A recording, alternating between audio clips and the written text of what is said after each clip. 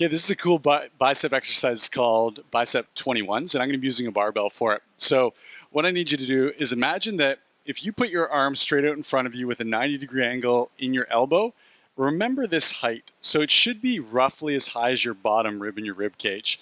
You'll see why that's important in just a second. Now I'm going to set up just like a regular barbell bicep curl, and I'm remembering that height, that line that I just drew, about the height of my rib cage, my bottom rib. And I'm going to do a half bicep curl up to that line, and I'm going to take it back down. That's one. I'm going to take it back up, and then right back down. That's two. It's called 21s because we're going to do 21 repetitions. So there's going to be 7 repetitions that go up to touch that bottom rib and then back down. After doing those 7 repetitions, we're going to take the bar all the way up, and this time I'm going to lower it down just to that same height that we just looked at, and then take it right back up for 1, and then repeat it, 2, and then we're going to go all the way to 7 reps.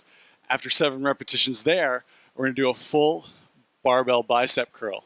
And like I always teach, we want to think about elbows being locked at our sides. So when we're doing those full repetitions, notice that my elbows aren't swaying forward and back. Chest is nice and tall, no bend in the knees. Exhale as we curl up. Inhale as we take the bar down. And after 21 repetitions, your biceps are going to be spent. That's called barbell bicep 21.